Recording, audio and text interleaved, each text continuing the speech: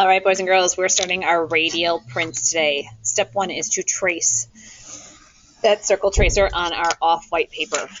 You can use your circle tracer. You can even use a ruler today to create a symmetrical design. So our symmetrical design is going to be radial symmetry, meaning it's going to look the same on all sides of our circle, kind of like you would cut a pizza into triangles, or you would cut a pie into those triangle shapes. Every part looks the same. So it's okay today to freehand, which is what I'm doing, creating a design that looks the same on every part of that circle. You could even add designs inside. You could add designs outside of here. So every part, I'm making it look the same.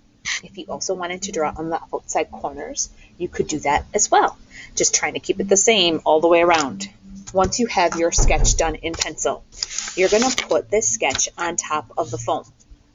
We're going to switch colors so that we can keep track of where we have traced. If we use a pencil, it's easy to get lost. So with this red pen, I'm going over all of my pencil designs all the way around. As I'm doing this, you might even hear the scratching. I am scratching into the foam. I even scratched so hard that it ripped this paper. That's okay. I'm doing exactly what I need to. You can even kind of feel this. You don't want to move this. Once you start tracing, you want to make sure that these stay stuck together. All right, pretend that I finished this whole thing in red. My next step is to use a black pen, and I am going to go over everything I traced again. This is the part where kids are like, "Are you serious?" I am. Here's why. In order for this to print, we have to feel what we've created. We have to scratch so hard we see and feel this texture. If you get this far and you want to add even more design work, more texture, you could push in some spots. Then they won't have a color when we print them. They would be the white of the paper. So if that's like not making sense, you'll see what I mean in just a moment. So take your time really feeling those textures.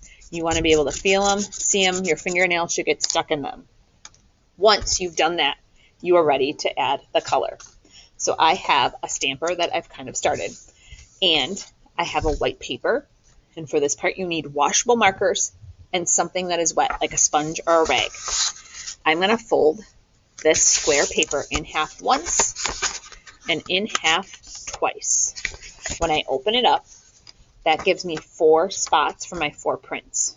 I got a little smudge mark. That'll be my back. So what I've started with this stamper is I started coloring all the flat areas. So I've got the outside green.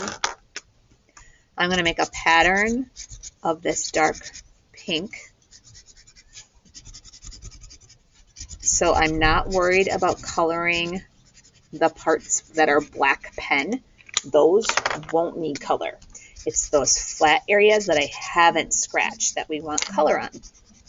So we want washable markers because we're going to wash the marker off when we print. Missed this one here. And I'm just going to add some blue in the middle. And I'm ready to print.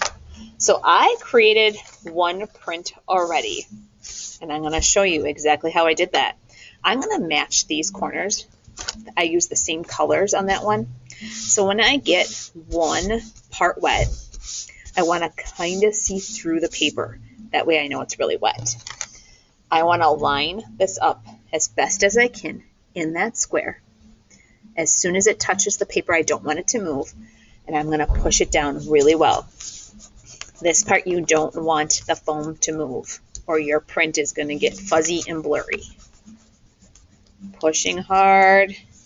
I'm going to take a little peek. Yep, it's turning out. It's ready. I'm going to peel it off.